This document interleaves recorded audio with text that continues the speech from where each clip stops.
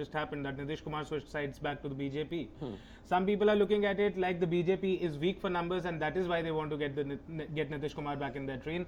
Some people are looking at it like the BJP is further strengthening what it has done, and they're very confident of the numbers that they'll get, because at the end of the day they'll reduce their seats in Bihar. So I'm not quite sure how to look at it and what approach to look at it. Although one thing that I'd like to point out on the topic of misleading statements that Dipanshu was talking about earlier, the finance minister in her speech said that I am going to pull back cases that pertain to tax demands of less than 25,000 up to year 2009 to 10, and I'm going to pull back tax demand cases of up to 10,000 for years 2011 to 2015. And 1 crore people to benefit. 1 crore taxpayers are to benefit. I'm not quite sure how that is, because I'm going to read out an Economic Times report from January 2023 that up till financial year 2020 to 21, about 4.6 lakh cases were pending at the Commissioner of Income Tax appeal level, which is total 80% of the total income tax disputes.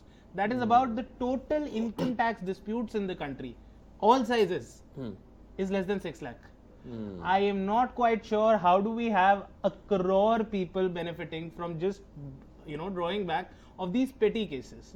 So I don't know where the finance minister is getting her numbers from. Maybe somebody needs to check. Well, yeah. Sometimes the devil. Sometimes the devil is in the detail. But I'm just looking at some interesting points which have been made by the finance minister. And just to run our viewers, because the idea that I said on this Gen X Nexa broadcast on Times of India online platform is to sift through the numbers, cut through the numbers, and give you a very straightforward, clear-cut understanding.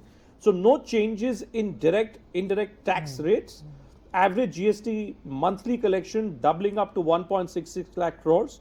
PM Mudra Yojana has sanctioned 43 crore loans amounting to 22.5 lakh crores for entrepreneurial aspirations of our youth. Fund of Funds, Startup India and Startup Credit Guarantee schemes are assisting our youth, is the view being expressed by the finance minister. I think we need to spend some time on this. Because we've seen how over the last 6 months a concerted attempt has been made by the government to try and establish a better communication with the first-time voters. It started off with, the Instagram and YouTube influencers being given audiences with the Prime Minister, with top chief ministers. We saw how that moved further up when we were looking at the assembly elections. Now when I'm looking at all this, a fund to cater to the entrepreneurial aspirations, is that where Dipanshu, the political spin comes into play?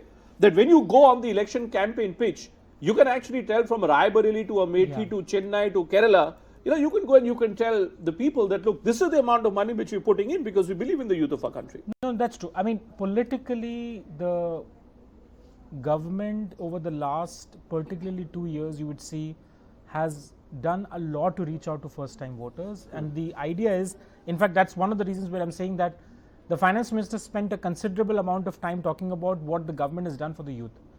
She's spoken about what probably could have come out more clearly in how over a period of time a lot more could have been done. When you're talking about innovation, you're talking about creating a fund for it. I mean, in a country as large as India, a union government budget, how much of that relevance would sort of trickle down to the actual needs and demands of startup companies. So I'll give you an example. Now, RBI, which is the central bank, would be taken into confidence when you would allowance sort of a 43 crore loan scheme, which the government would do. Now, the RBI would have to then be pressurized into reducing through commercial banks, and we saw yesterday the announcement with Paytm, the amount of credit fuel debt. Okay, just hold on. Manish Tiwari, I understand, is speaking to the reporters in Parliament. Let's just listen to it. The union budget for this year, and this number is only going to increase over the next year. If you leave that aside for a moment, the rest of the budget speech was mere grandstanding. It was like driving, looking into the rear view mirror rather than looking ahead. So therefore, the finance minister spent all her time in extolling her own track record.